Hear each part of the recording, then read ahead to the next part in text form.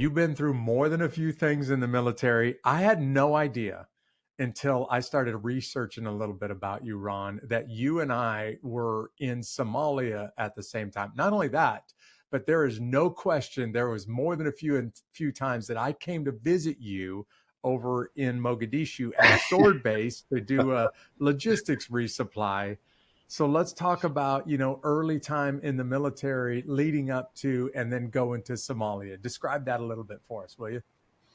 Well, I joined the military in November of '90 on the eve of Desert Storm. And like a lot of young American males, I was not about to take another bully in my life on the international stage or in my face. Yeah. It wasn't going to happen. Saddam Hussein bully around the country of Kuwait, right? It really got under my skin. And of course, every recruiter in the country was just like, come on, bring him in. Yeah. And right. My recruiter was a paratrooper, and he hook, line, and sinker just locked me in. And when I got to Fort Campbell, I got through training. I got to Fort Campbell. The DoD Fire Academy used to be at Chanute Air Force Base in Rantoul, Illinois, which is now closed down. It's now in San Angelo, Texas, down there at Goodfellow Air Force Base, and it's the joint school. All the branches go there.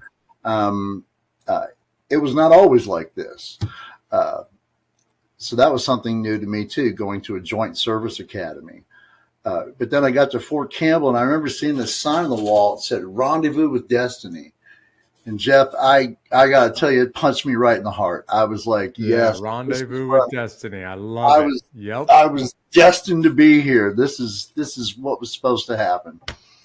And I got to my unit. I found out we were a small 6-man team. In the firefighter world, there are TRADOC firefighters and there's FORCECOM firefighters. Yeah, and let me break in for a second. I'll explain this to the listener. The guys that are back at U.S. bases, and then there are the guys that are in units that are going to deploy all over the world. That's the difference that he's talking about right now. Yes, sir. Well, I didn't realize it, but we were on the FORCECOM side. So our 6-man team was eligible. We were able to take a fire engine, a Humvee, and a little ISU 90 container, stick it in a C5, wheels up in 18 hours and be gone, and we would go after you guys took an airfield.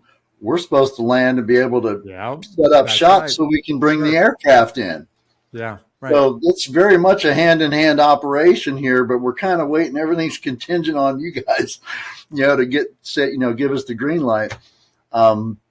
We had one of our firefighters on the plane going to Panama before the 82nd got turned around. Uh-huh. I mean, yeah. They're not playing around. They'll insert guys in very unique little scenarios, and the schoolhouse doesn't really deal with that stuff. They don't even tell you about that stuff most of the time, because once you get out into the the working side of things, and we hadn't gone anywhere for a while. We lost to the General Keene's desk.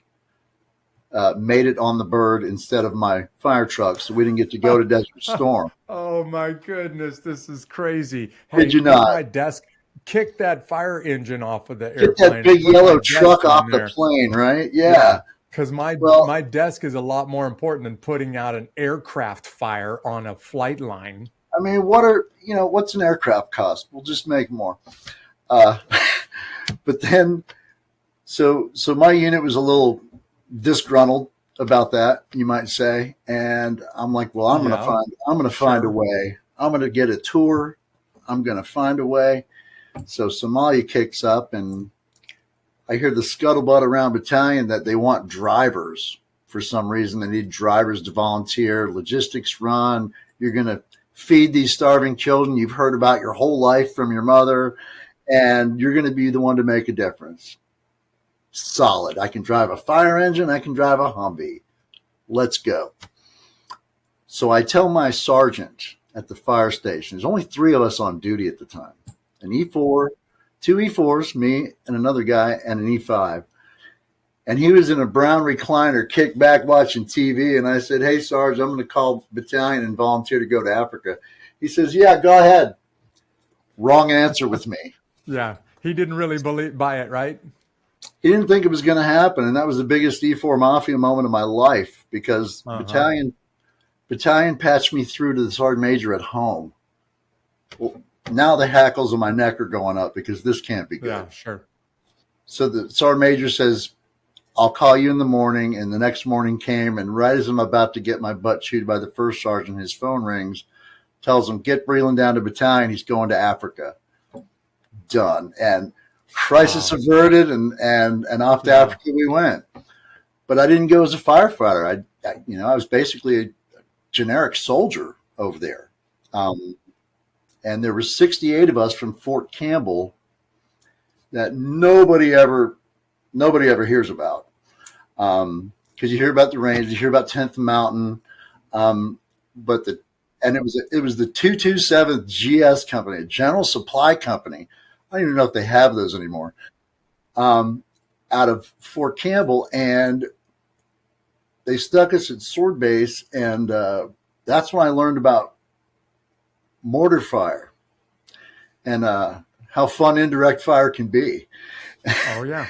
And for the first 30 days, it was just the gunpowder in your nose. You'd smell it, and it would just burn, and it was just rough, and constantly, the alarm would go off, and code words. If the Rangers swoop in, put your gear on, kill anything that comes through the door. And we're like, good Lord, this is not feeding the starving children, And we knew about a deed, we'd heard there was bad guys out there and whatnot, and I knew a lot of stuff afterwards. After the mission, after I got home, I found out a lot of stuff from. He used to be the sergeant major of the 160th. My gosh, can't remember his name. Sergeant Major. His name was Bob. He was my former father-in-law's next door neighbor. We'll just call him Bob. How about Yeah, that? he went to every single one of those memorial services. Yeah. After everybody got home, and I saw that, and that was one of the biggest impactful moments of leadership I ever saw in the Army. Yeah. Yeah. Because of his kindness and his genuineness and the depth of his love for these men. And it just reinforced that for the rest of my career. Somalia was definitely a defining time. Sure. Let me kind of paint that picture for the listeners a little bit. Mogadishu is the capital city of Somalia, but by the time late 1992, early 93, that there's United Nations missions going on in the country to hand out food to starving children.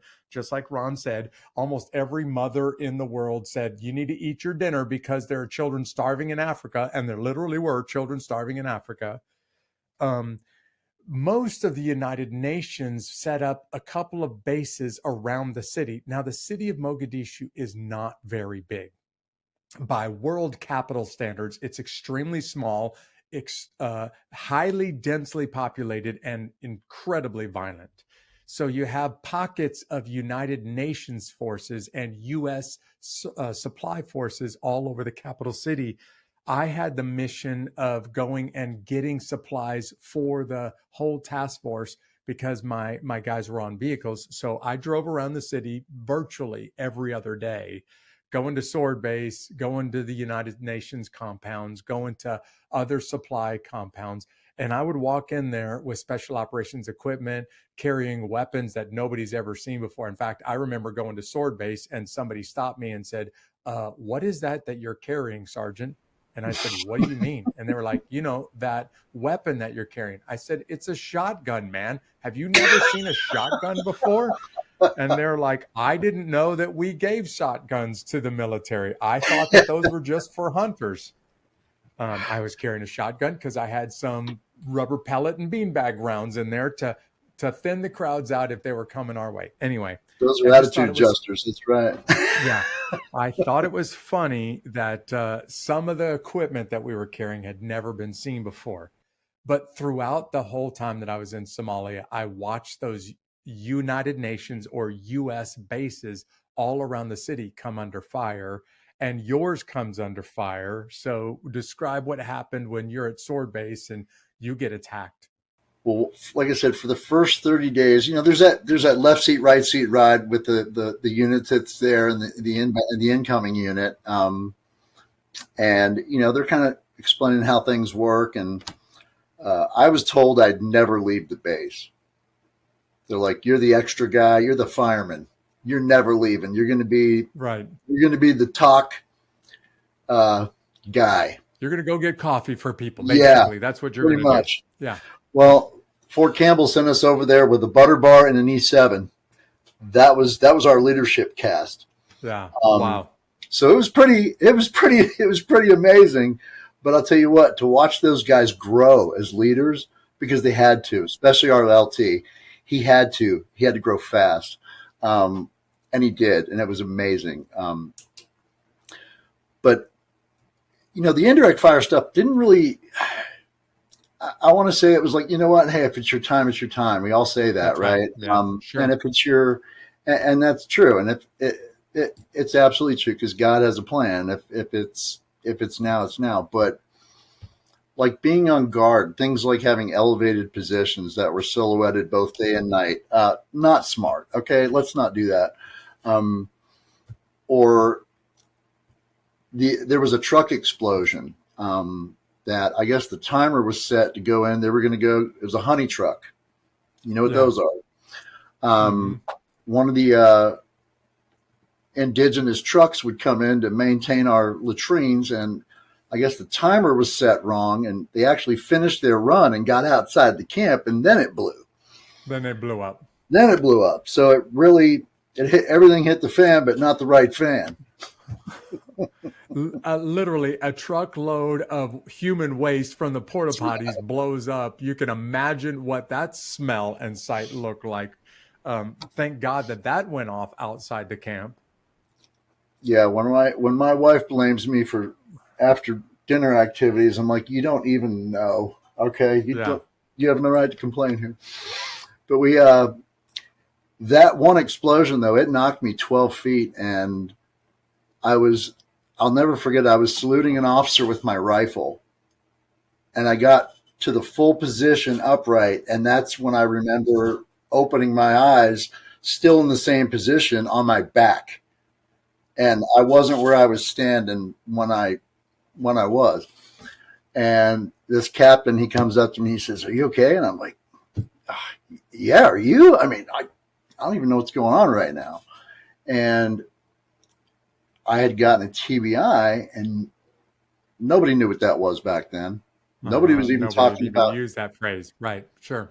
Nobody was talking about PTS either, because it was only in the DSM for like 5 years at that point, so it hadn't really spread out to the community. And back then, you didn't say if you had an issue of any kind, because that was a death sentence to your career.